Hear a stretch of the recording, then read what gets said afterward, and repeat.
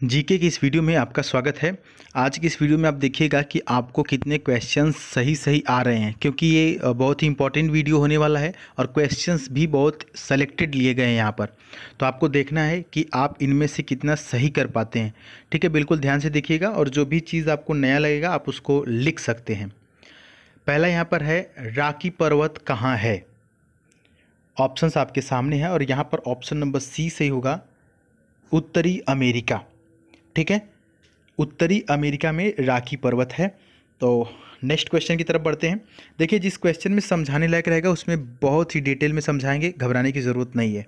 ठीक है, जो वन लाइनर टाइप रहेगा जिसमें समझाने की ज़रूरत नहीं होगी उसको ऐसे ही आंसर बताएंगे। अगला है, उगते हुए सूर्य की भूमि किसे कहते हैं। इम्पॉर्टेंट सवाल है और ये पूछा भी जा चुका है, इसमें हम आपको थोड़ा डिटेल में समझाएंगे। इसमें जो सही ऑप्शन है वो ऑप्शन नंबर सी है, यानी कि जापान। देखिए, जापान को उगते हुए सूर्य की भूमि क्यों कहा जाता है। इसे उगते हुए सूर्य की भूमि इसलिए कहा जाता है क्योंकि यहाँ पर सूर्योदय सबसे पहले होता है। मतलब किसी भी देश से पहले यहाँ पर क्या होता है, सूर्योदय होता है। ठीक है, और अगर बात करें भारत की, तो भारत का कौन सा राज्य है जहाँ पर सबसे पहले सूर्योदय होता है। यह क्वेश्चन ऐसे ही पूछता है कि भारत में सूर्योदय की भूमि किसे कहते हैं, तो वो है अरुणाचल प्रदेश। ठीक है, भारत का जो अरुणाचल प्रदेश है वहाँ पर सबसे पहले सूर्योदय होता है। ठीक है, चलिए आगे बढ़ते हैं। अगला है, वृंदावन गार्डन कहाँ स्थित है। कोई भी क्वेश्चन नहीं समझ में आएगा तो आप कमेंट बॉक्स में पूछ सकते हैं, तो उसको हम फिर से अगले जब जीके की वीडियो आएगी तो उसमें थोड़ा डिटेल में फिर से समझा दिया जाएगा। वृंदावन गार्डन ये जो है मैसूर में स्थित है, और मैसूर कहाँ पड़ता है, ये कर्नाटका में पड़ता है। अगला है, सबसे लंबी नदी कौन सी है। देखिए, क्वेश्चन आपको देखने में लगेगा बहुत ईजी है, लेकिन मैक्सिमम बच्चे इसको गलत करेंगे। सबसे लंबी नदी, तो सबसे लंबी नदी है नील नदी, और ये जो नील नदी है ये नॉर्थ ईस्ट अफ्रीका में बहती है। कभी कभी ऐसे भी क्वेश्चन पूछता है कि दुनिया की सबसे लंबी नदी, दुनिया की सबसे लंबी नील नदी जो है वो किस देश में बहती है, तो ये नॉर्थ ईस्ट अफ्रीका में बहती है। और इसकी कुल लंबाई, चूँकि सबसे लंबी है तो लंबाई भी आप समझ लें 6,650 किलोमीटर इसकी पूरी लंबाई है। ठीक है, चलिए आगे बढ़ते हैं। ओणम किस राज्य का त्यौहार है। ओणम, ओणम किस राज्य का त्यौहार है। तो अगर बात करें ओणम की, तो ये किस राज्य का त्यौहार है, केरल का त्यौहार है। जी बिल्कुल सही, ऑप्शन नंबर सी सही होगा, केरल का त्यौहार है। देखिए, सी में केरल है, तो जब भी किसी राज्य की बात आती है तो हम आपको बताते हैं कि राज्य से एटलीस्ट दो चीज़ आप तैयार रखेंगे। पहला कि उस राज्य का मुख्यमंत्री, तो कौन है केरल का मुख्यमंत्री, बताइए फटाफट, सोचिए सोचिए। बिल्कुल सही, पिनराई विजयन। और दूसरा क्वेश्चन उठता है कि उस राज्य की राजधानी, केरल की राजधानी तिरुवनंतपुरम। बहुत अच्छे हैं आप, बहुत अच्छे हैं, और मेमोरी भी आपकी बहुत अच्छी है, एक बार पढ़ लेते हैं तो याद हो जाता है ना। वायुमंडल में कौन सी गैस सबसे अधिक है। It is very practical question. Practical हमने इसलिए बोला क्योंकि ऑप्शन तो यहाँ पर सी सही है, नाइट्रोजन। और प्रैक्टिकल हमने इसलिए बोला कि अगर आप किसान फैमिली से होंगे तो आपके घर खाद तो आती होगी खरीद के, तो खाद वाले बोरे पर लिखा होता है ना नाइट्रोजन, कितना लिखा होता है, 78%। तो यही है नाइट्रोजन, 78% है वायुमंडल में, जो कि सबसे ज़्यादा है ना। कोई भी चीज़ 100% में ही नापी जाती है, तो 100 में 78 यही हो गया, तो ये सबसे ज़्यादा हो गया ना। बाकी में बाकी अन्य गैसें हैं। ठीक है, चलिए 78 सबसे ज़्यादा नाइट्रोजन। नेक्स्ट है, निम्नलिखित में से किसकी कमी से रक्तहीनता होती है। रक्तहीनता मतलब खून की कमी, एक तरह से कह सकते हैं। रक्तहीनता मतलब खून की कमी, ब्लड की कमी। जी हाँ, option number D is right here, iron.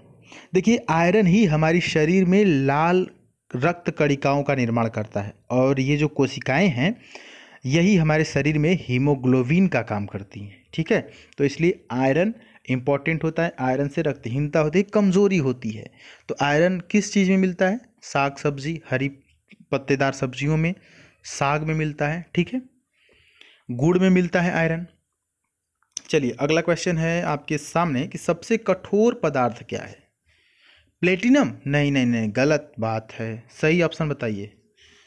जी हाँ, ऑप्शन नंबर बी यानी कि हीरा। हीरा सबसे कठिन है। एक चीज़ और हीरा में आप समझ लीजिए कि जो शीशा काटते हैं ना, शीशा जो बड़े बड़े ग्लासेस होते हैं, वो शीशा काटने के लिए हीरा का इस्तेमाल किया जाता है। जो शीशा जिस चाकू से, जिस ब्लेड से कटता है ना, उसके ब्लेड के धार पे हीरा लगाया जाता है। हीरे से कटता है शीशा। अगर नहीं पता था तो आपके लिए अमेजिंग फैक्ट होगा, आपको लगेगा कि वाओ ग्रेट, है ना। अच्छा, अगला क्वेश्चन बताइए तो फटाफट। एशेज का संबंध किस खेल से है? अगर कभी पढ़े नहीं होंगे तो इसका जवाब बिल्कुल गलत देंगे। इसका जो संबंध है क्रिकेट से है। हमें नहीं पता कि कहाँ किया जाता है, लेकिन ये हम पढ़े हैं एशेज का क्रिकेट से संबंध है। ऑप्शन नंबर ए, है ना। अब बताइए नेक्स्ट जो क्वेश्चन है, ये काफ़ी इंपॉर्टेंट क्वेश्चन है। कोल जनजाति किस राज्य में पाई जाती है? बहुत इंपॉर्टेंट क्वेश्चन है। ऑप्शन नंबर सी, मध्य प्रदेश। किस में पाई जाती है? मध्य प्रदेश में। देखिए थोड़ी बहुत ये उत्तर प्रदेश में भी पाई जाती है, क्योंकि उत्तर प्रदेश मध्य प्रदेश सटा हुआ है। तो जो जिधर का हिस्सा सटा हुआ है, जिधर से ये पाए जाते हैं कोल जनजाति, तो थोड़े बहुत मध्य यूपी में भी पाए जाते हैं। लेकिन मुख्य रूप से कहाँ पाए जाते हैं जो है कोल जनजाति? मध्य प्रदेश में। और जब मध्य प्रदेश की बात आती है तो फिर से यहाँ से दो क्वेश्चन उठते हैं। एक उस राज्य के मुख्यमंत्री और दूसरा उस राज्य की राजधानी।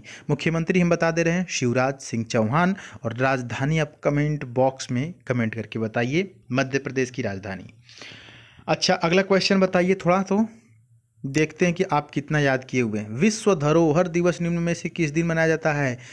ये क्वेश्चन आपके एग्जाम में पूछा जा चुका है। 2000 आई थिंक 18 या 17 में पूछा गया है। विश्व धरोहर दिवस किस दिन मनाया जाता है? एयरफोर्स में पूछा गया है। अगर आपने चुना है 18 अप्रैल तो बिल्कुल सही चुना है, और मेमोरी आपकी बहुत सही है, बहुत तेज हैं आप। 18 अप्रैल को मनाया जाता है क्या? विश्व धरोहर दिवस। अच्छा, ये भी पता होगा कि सर बताए थे कि क्यों मनाया जाता है। जब 18 अप्रैल का मैं करेंट अफेयर करा रहा था तो मैं आपको बताया था कि विश्व धरोहर दिवस इसलिए मनाया जाता है, इसका उद्देश्य ये रहता है कि भारत की जितनी भी ऐतिहासिक चीज़ें हैं, या विश्व की जो भी ऐतिहासिक चीज़ें हैं, चूँकि विश्व के लेवल पर है विश्व धरोहर दिवस, तो विश्व की जितनी भी ऐतिहासिक या प्राकृतिक चीज़ें हैं, विरासत जो है, उनको संरक्षित करना। तभी तो हम अपने आने वाली पीढ़ियों को दिखा पाएंगे।